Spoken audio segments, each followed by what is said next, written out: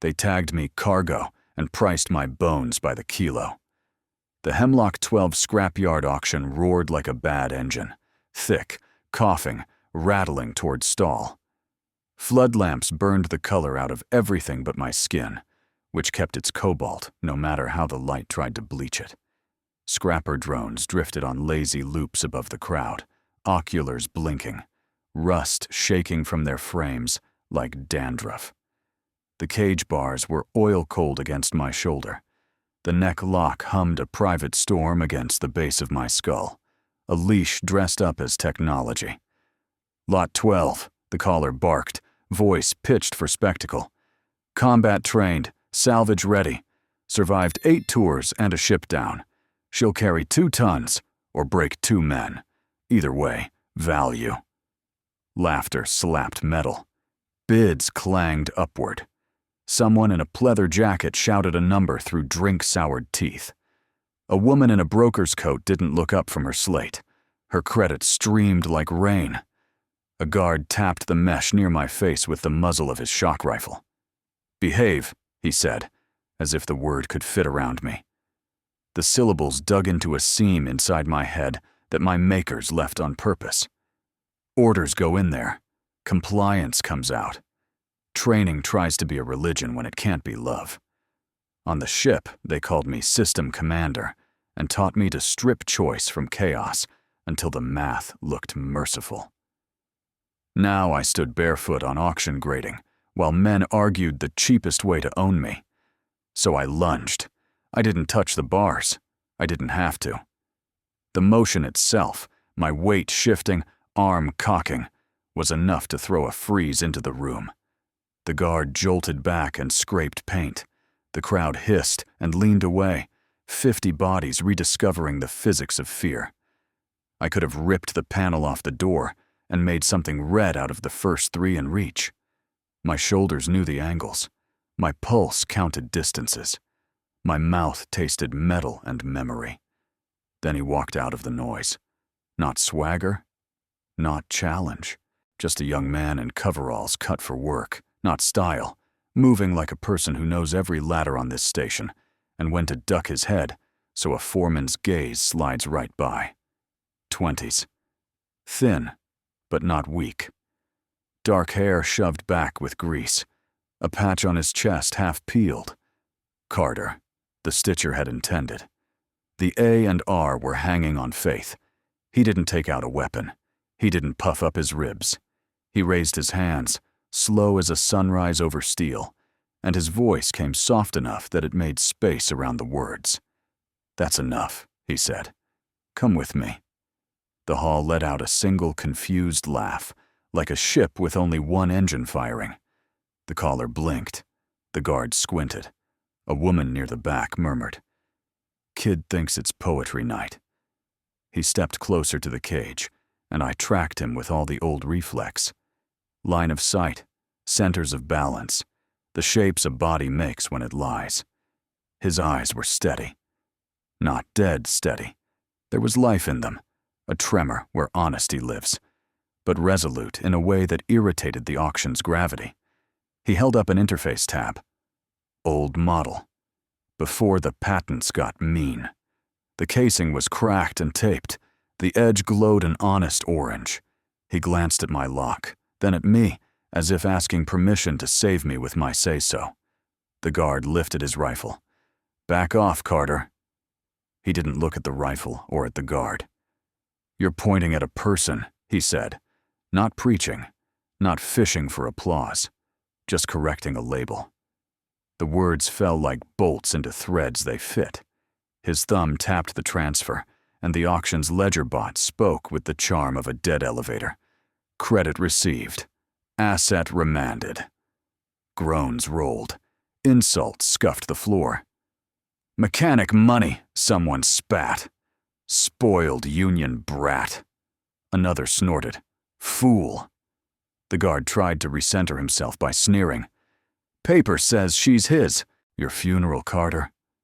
He slid the interface through the mesh, the way you'd pass bread through bars to a stranger who reminded you of your mother's warning and your better nature at the same time. I did not flinch.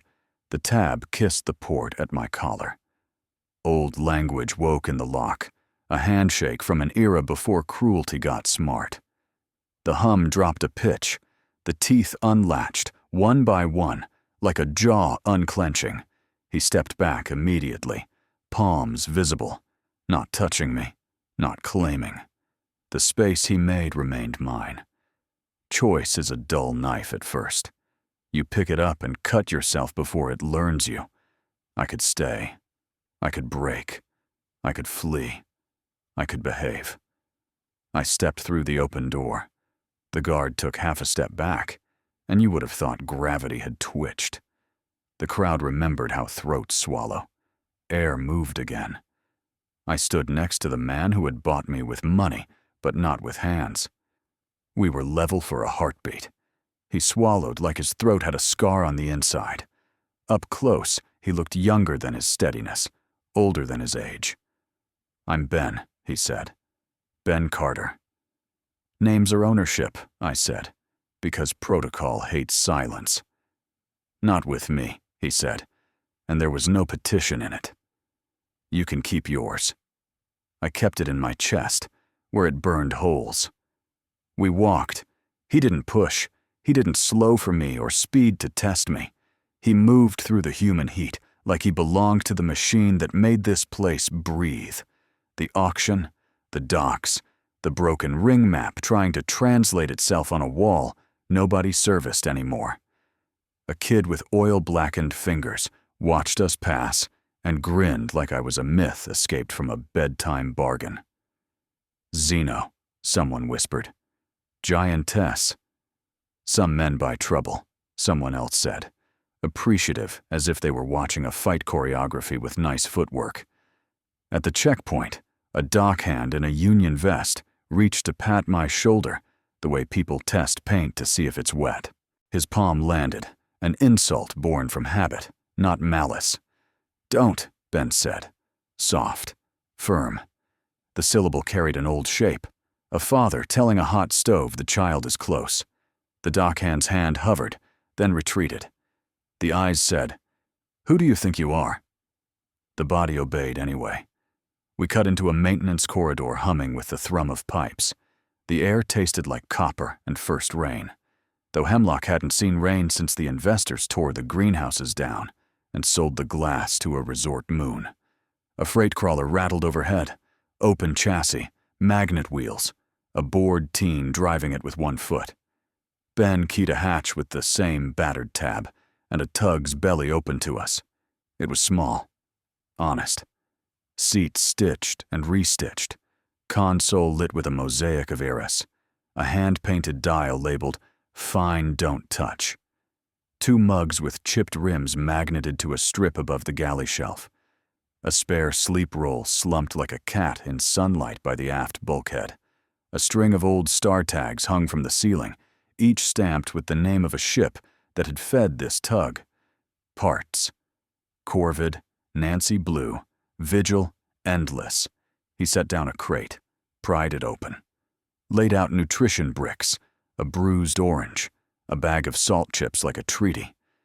Then he did the hardest, stupidest, kindest thing. He put the master key on the console in plain sight. Bright yellow tag, big letters, everything important. He didn't say, "Don't take it." He didn't say, "I trust you." He let the key exist between us like a third person with good manners. I did not touch it. Not yet. The hatch stayed open to the station's draft, and the sound of someone arguing prices in 3 languages.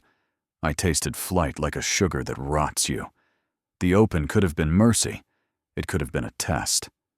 Protocol whispered, "Weigh outcomes." Humanity, inconvenient, whispered, "Decide." "Do you want water?" he asked. "Or to be alone?" The options hurt. I took the seat he pointed to, the one beside his, and he filled 2 mugs from a tap that sighed like it was tired of being blamed for the taste. We drank. The first swallow was metal and memory. The second was relief. "Why'd you raise your hand back there?" I asked. because curiosity is just hunger in a better shirt. So you'd have a choice, he said. He didn't look at me when he said it. He watched the readouts like they needed encouragement to keep living. I hate cages. The tug blinked awake by degrees. Systems rolled from red to amber to green. Out the port, Hemlock service lanes crawled with scooters and manual forklifts, and one elder rolling a pallet by pure will and stubbornness. A drone zipped past, trailing an advert holo for a cryo cream that promised to take 10 years off anything. The holo snagged on our hull, flickered, and went on promising lies to someone else. He set a second sleep roll on the deck, close but not touching. He left the distance like a gift that cost him. Then he sat and placed his hands on his knees so I could see them empty. The lock's ghost ache faded a degree. The scar at my flank buzzed, a storm remembering itself.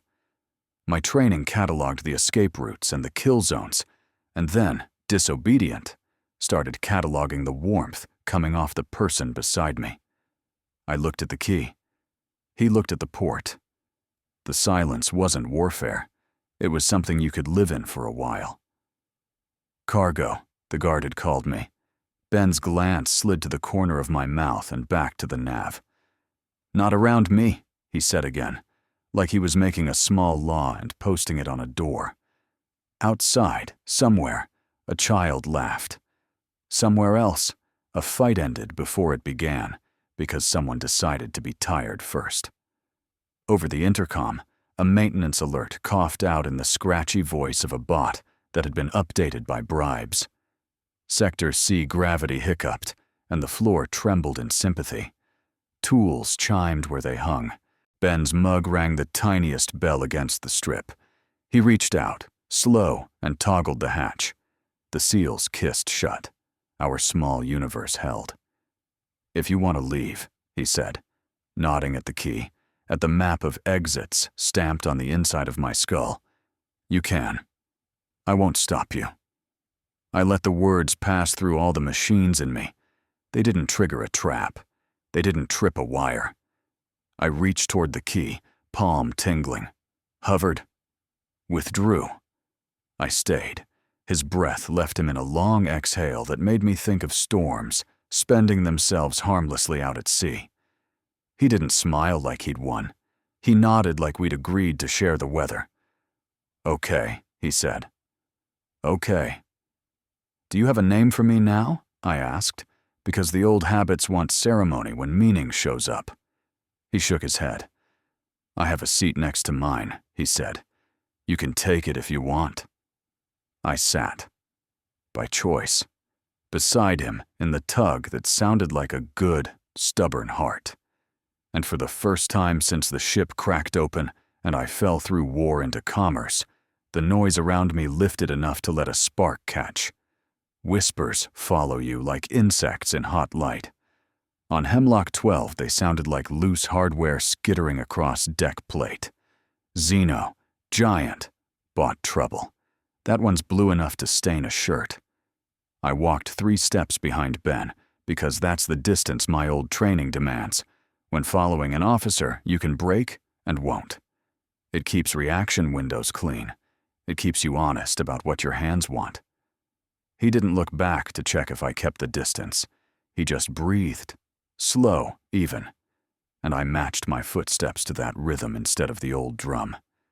We cut through a supply corridor bright with vending machines that sold weld patches, vitamin gum, and lottery fuel. A dockhand in a stained vest drifted close, the way curiosity does when alcohol borrows its legs, his fingers aimed for my shoulder, casual as picking lint.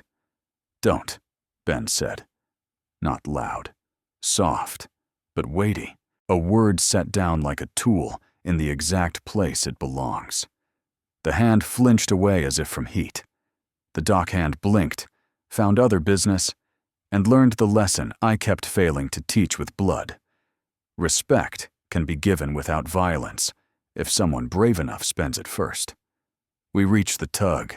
Ben powered her on with a knuckle tap to the console, an affectionate habit that made the old screens obey faster. He set out food, a reheater tray with stew scent, 2 scuffed mugs, a second sleep roll he unrolled slowly, leaving a human length of air between them like an aisle in a temple. The master key sat where he'd left it. Yellow tag, loud letters, freedom in easy reach. I could feel its signal like a quiet star. My hand itched and didn't move. "Ship systems like your company," he said after a while, watching the status bars glow green. "Everything runs smoother when you're near." "You're anthropomorphizing," I said. "I'm bribing a miracle with manners," he said. He lifted his mug. The motion unlocked a small smile in my face I didn't authorize. We stayed docked long enough for the local news thread to tick across the comm, half rumor, half extortion. Power failures in Ring K, a micro strike at the coolant plant, a corporate cruiser seen burning slow over the night side. The announcer's voice disguised by software that accidentally gave her the accent of a city that never existed. I listened for a tone I dreaded, a certain 7-note pattern that could reach the dormant hardware in my spine and call it God. It didn't come. The knot between my shoulders eased a millimeter. "Sleep," Ben said later, when the tug's cabin had warmed into a pocket of weather we shared. He killed the overhead and left the desk lamp burning, its cone of light turning dust into small planets. He lay on his roll with his back to me, hands folded under his head, as if holding himself apart from touching anything while asleep took effort. I curled onto mine and faced the lamp, its hum a friendly insect. I did not take the key. I did not leave. In the nowhere hours, the station hiccuped. Gravity hit a bubble of air and coughed. Wrench bins chimed. The tug nudged to one side. A bolt rolled toward the hatch like it had an appointment. Ben woke the way prey does, fast, quiet, already halfway to standing. He slapped the stabilizers, calmed the tug with 3 practice toggles, and only then made noise. The soft laugh of a person accustomed to living under machines that forget how to hold on. Morning was a shade of steel, bluer than my skin. We undocked. A service call in Ring H had slipped onto Ben's slate overnight. Somebody's recycler refusing to acknowledge solids. Work is prayer here, and prayer buys fuel. The run took us along an exterior shaft where 1,000 cables sang with the station's slow spin. Ben clipped his harness to the guide and stepped onto the platform that circled the shaft like a thin thought. "I'll be 5 minutes," he said into the mic. 6 if it talks back. "I'm coming," I said. "You don't have to." "I know." He nodded and didn't waste words on gratitude. He handed me a spare harness sized for a human who wasn't built like a tower. I adjusted the straps twice, fighting habit, fighting the need to pretend nothing ever rubs or pinches, and then stepped out into wind. Hemlock's belly threw a cold breath up the shaft. Air tasted like pennies and old news. Far below, the maintenance lights lined the walls like bones. Ben moved along the rim with the patient competence of someone who learned life by replacing pumps 1 rent payment at a time. I counted his breaths through my comm and matched them without deciding to. At the recycler unit, he pried a panel open and grunted. She swallowed a handful of nails. "Why would anyone feed nails to a recycler?" "You've never worked landlord repairs," he chuckled, disappointed at a universe that kept repeating this joke. He leaned in, shoulder deep, and the platform shivered in a tiny after cough of that earlier gravity glitch. His foot slipped. Harness caught. The jolt yanked him sideways. One arm braced inside the unit, the other pinwheeling toward a fall that would have been short and brutal. I moved without calculation. My hand closed around his wrist. Heat, pulse, the human shock of skin. I hauled him back. The harness line sang. We slammed into each other. His chest hit my shoulder. His breath hit my neck. For one suspended second, the only thing in the world was the place where his wrist lived in my grip and didn't fight me. We didn't speak. The language of almost falling takes a moment to translate.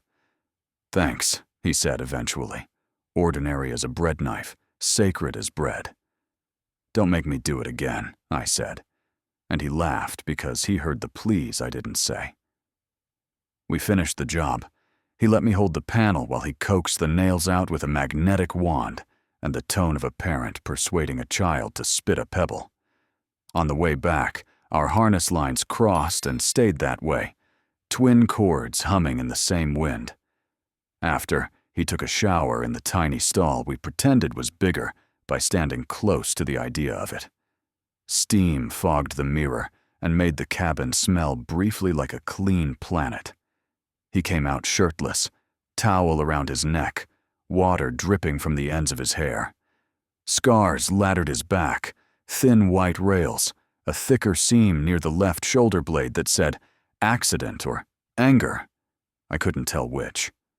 I looked. He saw me look. He did not turn the scars into a story to perform. He just raised his eyebrows in a question that honored my curiosity without demanding payment in pity. I answered by unfastening the side of my suit and folding the fabric down enough to show the brand rings burned into my ribs, clean, geometric, the kind of cruelty that believes it's art. He did not gasp. He did not offer justice he couldn't deliver. He simply nodded, stepped aside so I could have the stall, and placed a fresh towel over the hook like a small ceremony. Warm water on blue skin feels like forgiveness I don't trust yet. I let it happen anyway. When I came out, he was at the galley, warming stew. He slid a bowl toward me without comment. Our fingers brushed at the handover, and neither of us pulled away. If anything, we stayed a heartbeat longer than etiquette allows, and made a new etiquette between us. We ate shoulder to shoulder on the same bench, like people who don't have to negotiate a treaty to share a spoon. Outside, Hemlock grumbled in its sleep. The comm burped another news burst, a micro-quarantine on Ring D, after someone imported a strain of cold that didn't understand humans. A union vote delayed. A missing parts report at Dock 7 with a description of a blue-skinned woman of unusual height that turned out to be someone else entirely. A cargo crane painted for a holiday last year. "I thought it was you for a second," Ben said, tone easy, eyes not. "They will think everything is me until they meet everything," I said. "That's what fear does with its spare time." He leaned back, put his hands behind his head, and watched the viewport like it might offer a softer sky if asked nicely. "I'm not afraid of you." "You should be," I said by reflex. "Maybe," he said, "but not in the way you mean." The half-step happened that night. We set the sleep rolls closer without announcing it, not touching. Close enough that our shared heat made the cabin warmer with less power draw. Efficient. Rational. I lay on my side facing him. He lay on his side facing me. His palm edged toward my wrist and paused there, like a spacecraft asking a planet's permission to enter orbit. I placed my fingers over his and didn't move them. He exhaled. I matched him. "Ben," I said, tasting the syllable like medicine I might someday call sweet. "Yeah, I want you near." "I want you," he said, honest as labor, and we let the words be enough. The kiss, when it came, was careful, a first step in low G. Gentle pressure, no claim, a patient test of breath and boundary. He didn't push. I didn't perform. Somewhere, a machine ticked. Somewhere else, a light finished dying and nobody missed it. We broke apart when laughter threatened for no good reason. Adults delighted by being allowed to be gentle in a world that bought roughness wholesale. We spoke less. We slept more. Or at least we lay in a silence that didn't need guarding. In the dark, the tug purred like a repaired thing proud of holding. My protocols checked the locks on the old words and couldn't find them. Something warmer flickered under my ribs. Shy, stubborn. 3 steps became 2, then 1.5, then half a step, and then we were simply beside each other, breathing in time, choosing the same small weather because it felt like a beginning I could trust. We berthed at a deserted service platform the color of old teeth. Ventilation sang down empty bays, chasing dust like pale fish through air that never learned rain.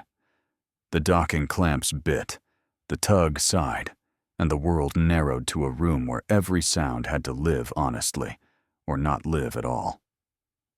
Ben came back from the hatch carrying 2 scuffed mugs like a peace treaty. He didn't speak.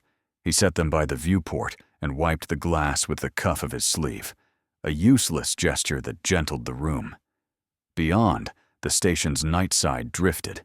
Strip lights, a slow drift of debris, a city of tired squares. Far off, a cargo ferry crawled past with its hazard strobes pulsing the beat of a mechanical heart too big to fit inside a person. I sat. My legs folded the way they do when I mean to be harmless. He poured water. Tin taste. He grimaced and drank anyway. He was that kind of honest, the sort that doesn't require a better world to start acting like one. "Why'd you raise your hand back there?" I asked, voice soft enough to survive the bare room. He rubbed condensation off his mug with a thumb and looked at the swirl his skin made. "So you'd have a choice." "Most men want proof," I said. "They want a test to pass before they call it kindness." "I had a test," he said, and finally met my eyes. "It was mine, not yours." Wind crawled through a seam in the bulkhead and spelled a tiny alphabet of cold against my neck. I shifted closer to the viewport's warmth. He noticed, stood, and adjusted the heat strip by an inch, then sat again, as if he'd moved a mountain and didn't need credit. The quiet settled, a soft animal that eats from your hand only when you stop trying to feed it tricks. "Once," he said, "my dad took a job no one wanted. Power conduits on a school dome. Cheap parts. Bad angles. I told him not to. He said, someone's got to choose it so the kids don't have to. He wasn't brave.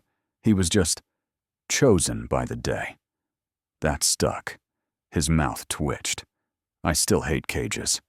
I turned my mug so the chip faced me like a flaw I could name, and therefore forgive. "They tried to make me a cage," I said, "to carry rules like teeth. Did it work?" "It worked until you," I said, and the truth surprised me by not hurting. We watched nothing together for a while. The station rotated.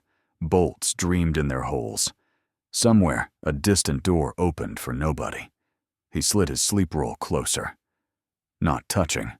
Close enough that you could cross the distance in a breath if the breath were brave. He didn't narrate the move or pretend it was about saving power. He laid the head end beside mine and then went still, like a diver waiting for the water to choose him back. I matched him. I shifted my roll a palm's width, then another. Heat met heat. Not hands, just air that remembered bodies. His hand rested near my wrist, not claiming, not coy. Waiting the way good tools wait. Visible, simple, ready.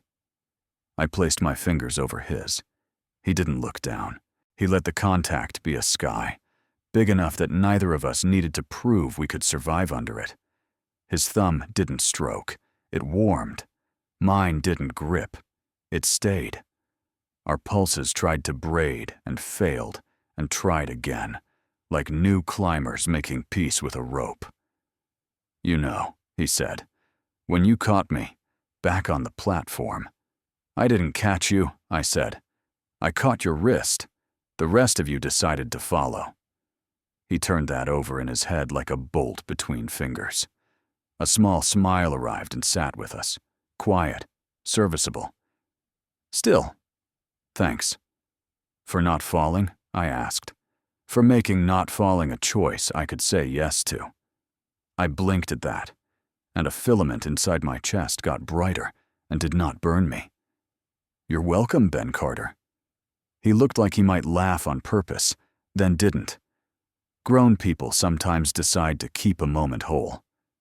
Outside, the cargo ferry's strobes slowed past us, red blink on black.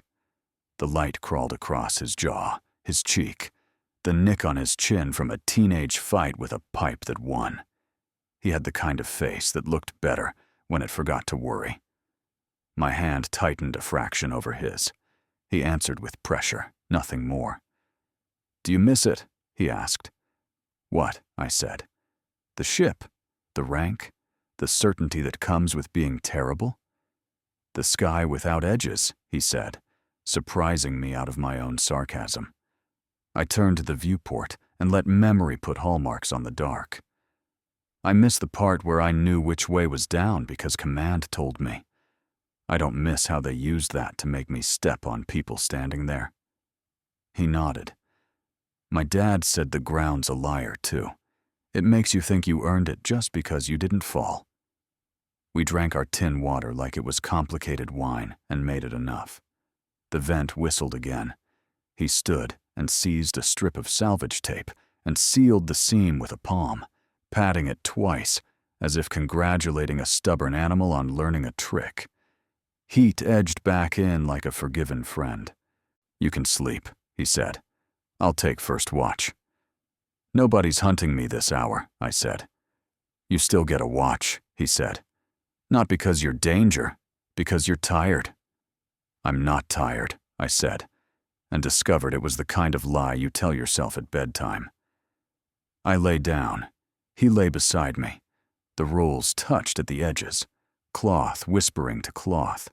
Our hands found each other again without discussion, like they'd given up being clever. He exhaled. It felt like a weather change that favored crops. "Ben," I said, "because names are doors you open carefully when you plan to live there." "Yeah. I want you near." He didn't perform relief. He didn't make a joke. He said, clear and adult, "And I want you." The kiss was not the first mistake I didn't regret. It was the first decision I liked while I was making it. Gentle as a step into low G, precise as a weld, patient. His mouth warm and present. Mine answering. We left space for breath and changed the room with how we used it. No rush, no test. Consent traded like currency that never runs out if you keep counting together. We smiled against each other because grown people can. Then we stopped smiling and breathed and let the quiet do the heavy lifting. Later, our foreheads touched. The world shrank to skin and sound, his pulse under my fingertips, the low hum of the tug, the wind's tamed hiss behind the tape. I could have asked for a story about his scars. He could have asked for the names of the hands that branded me. We didn't. We left the future something to do. "I keep thinking I should say more," he murmured. "You're doing enough," I said. "You're staying." He stayed. I stayed. The platform was still abandoned, but the room wasn't. Outside, the ferry faded to a red dot, and then to nothing we could keep. Inside, we kept each other, as if keeping were an action you performed with small choices, not a fortress you built once and starved in. "We'll need to move in the morning," he said eventually. "Fuel, food, a legit job, so dock control stops pretending not to see us." "We'll do it," I said. "Together." He didn't swear oaths. He said, "Okay," like a man agreeing to carry an end of a couch through a narrow door. A sacred okay. I slid my roll closer until the two became one wide bed of patched fabric and compromises. He shifted an inch to meet me. I rested my palm over his heart like a seal. He set his hand over mine like a promise that didn't need witnesses. The station kept turning. The stars didn't. My protocols tried to load the old map, orders, contingencies, the ladder up which you climb out of being a person, and failed usefully. In the space where command had lived, something else established residency. The ordinary courage of sharing heat and not pretending it's charity.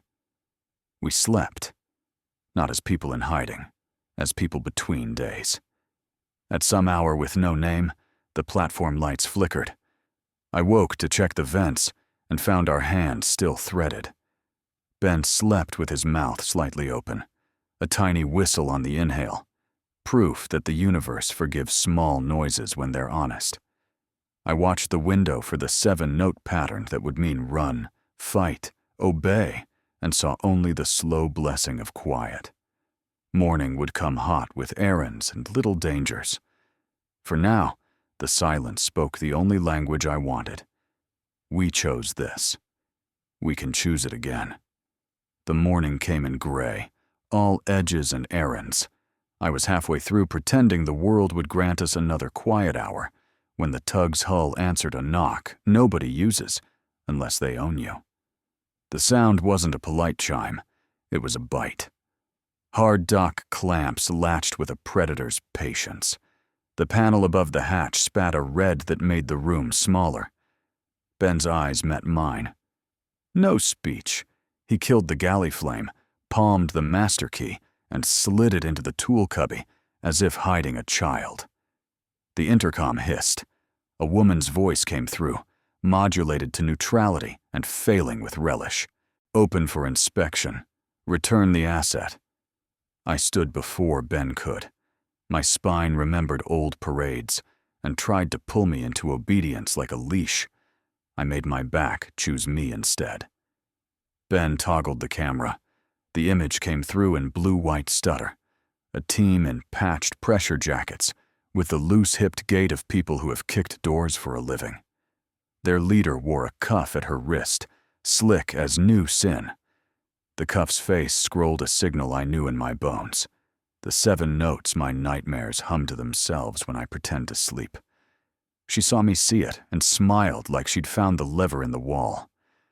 "Hello, cargo. You've wandered off. Be a doll and stand still." "Go," Ben whispered. "Aft. Hide." "No," I said, and he heard the never inside it. He opened the hatch anyway. He has that kind of courage. It looks like courtesy on the way in. The privateers stepped aboard without waiting to be invited like thieves with keys. Their boots scuffed my floor. Their leader stopped half a meter from me and lifted the cuff for my inspection, the way a clerk shows you a product. She was smaller than me by a head, older than me by wars, and she looked at Ben the way you look at a chair you might sit on while you do business. "Return the asset," she said again. "Failsafe's dormant until I ping it. After that, pop." She made the word delicious. "You don't want this cabin painted." Ben took a single step forward and made himself between us without making a point of it. His hands were empty, but not helpless. "You can take me," he said calmly. "Not her." The woman's eyebrows flicked. "Romance?" The cuff blinked its red little eye. "Kid, you are undervaluing your body and overvaluing hers." "I value choice," he said, "which is why you won't be taking either of us." My mouth said, "Ben," and then shut because saying his name didn't help. She raised the cuff a fraction. The old program in my spine woke like a dog that had learned to hate its name.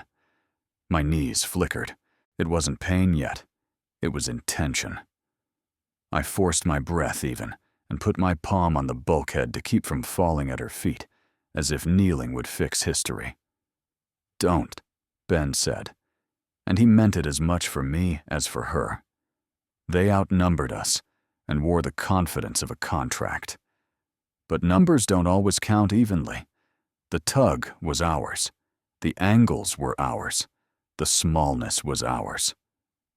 "Listen," Ben said, tilting his head at the ceiling like the ship itself would arbitrate. "Dock control doesn't like unauthorized hard docks anymore. They've had 3 air accidents this month. If I hit the alarm, you get to explain a corpse with your seal on the hatch." "You won't hit anything," she said, charming as a fired bullet. She flashed the cuff again. "One ping! She's confetti." "What if I make that ping my problem?" I said, voice steady and low enough to be taken seriously. I stepped to Ben's shoulder, shared the line. His body shifted that inch. People shift when they accept joint consequences. "Wrist, please." I nodded at her cuff. Let's admire the tool you brought to save your courage. Her smile sharpened to an insult, and then, to my surprise, relaxed. Professionals recognize professionals even across trenches. She offered her wrist. The cuff displayed its appetite in cool, efficient glyphs. I read the handshake the way you read a face you used to love, the pattern of approach, the places it liked to settle, the manners it wore to hide its teeth. Dormant until challenged, I murmured.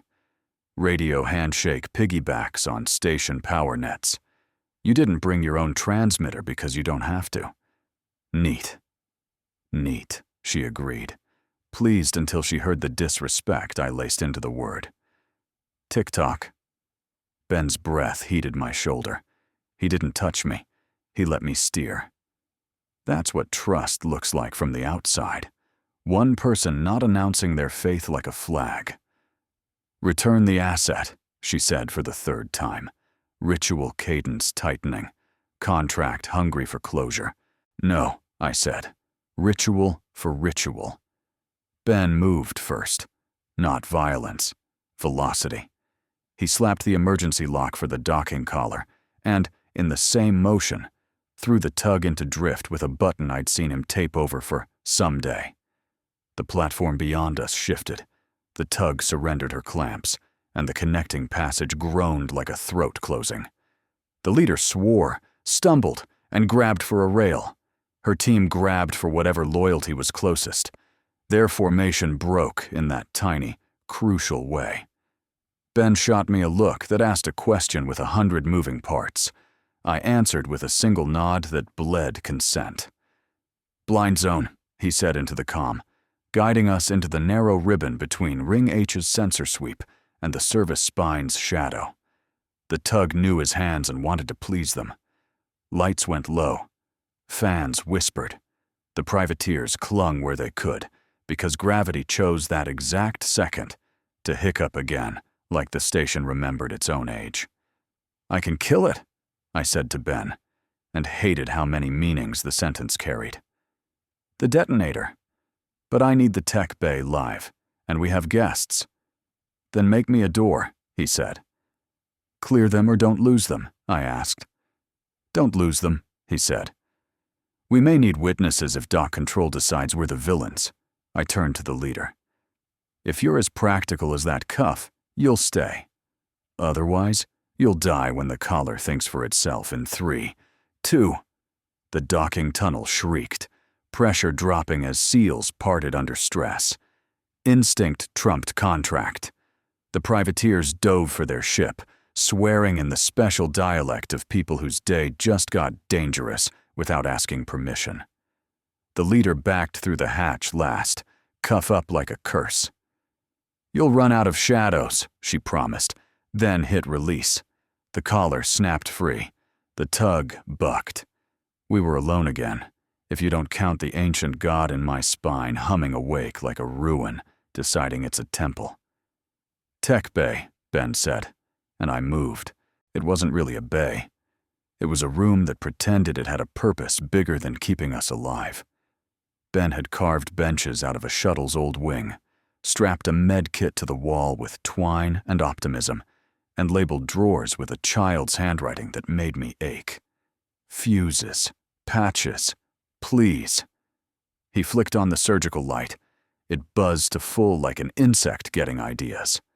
I lay on the bench and bared my back, turning my old commanders into an audience I could ignore. Tell me, he said, hands hovering like satellites.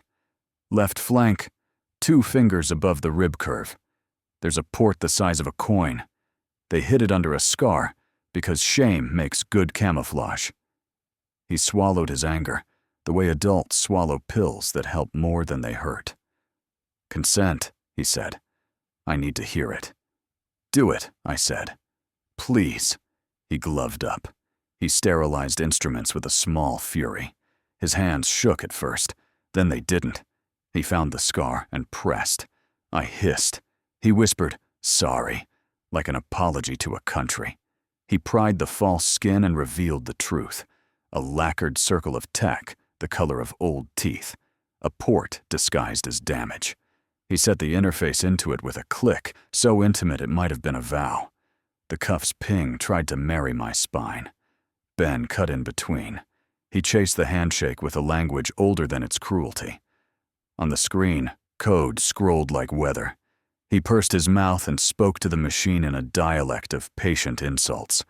I watched his profile because looking at his hands would have made me feel too naked to survive. "What if it fires?" he asked without looking up. "Then you will have held me and done everything right," I said. "Not good enough," he said, and tapped a command that shouldn't have been elegant, and was. The fail-safe whined. I felt it in my teeth. The room smelled like tin and old rain suddenly.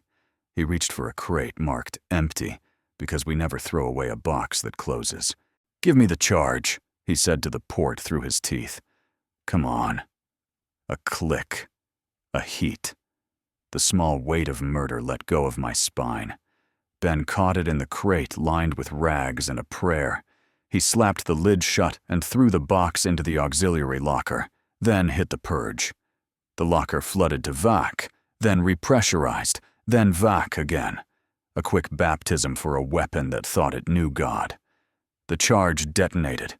The tug rang. The locker door bulged like a held breath. Light strobed and died. Nothing else broke. Not the bench, not Ben, not me. Silence screamed in triumph. Then quiet returned like a friend who forgives your dramatics. Ben let out air like he'd been underwater all his life and had just found out about lungs. He pulled the interface free of my side with the slow care of a midwife. Blood welled, modest, embarrassed. He patched it with gentleness that belonged in a brighter world than this. When he finished, his hands wouldn't stop shaking. Mine did the job for them and held his wrists until the tremor learned manners. He laughed once, one syllable, half joy, half disbelief, and wiped his face with his sleeve. "You okay?" "I'm greedy for more okay than this," I said, smiling without permission. "But yes." The intercom coughed. Doc Control's voice, not a person, a decision, said, "Unscheduled detonation logged. Tug Carter 71, declare status."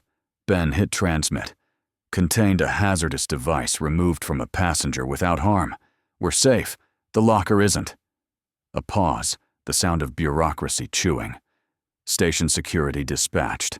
Do not depart." The privateers pinged us a second later with a message that contained only coordinates and the word, talk. It should have been a trap. It felt like something more complicated. Ben looked to me. That is what love looks like when it's still new and already true. He didn't choose for me. "We can run far," he said softly, "but it has to be your road." I put my palm to his cheek. His stubble rasped it like a map of places he'd rather be gentle. "Ours," I said. The word tasted like heat. We lifted before security could decide our shape. We slid for the blind zone again, not fleeing the world, but choosing where to meet it. The privateer's ship ghosted our flank, curious now, maybe cautious, definitely not done. In the hush between engines, I made a decision that felt like a small rebellion against a large past. I reached for his hand, without needing a reason. Danger had knocked. We hadn't fired a hero's gun. We had chosen a different weapon. Consent, cleverness, the kind of courage that looks exactly like care. He squeezed my fingers. "Together, then." "Together," I said.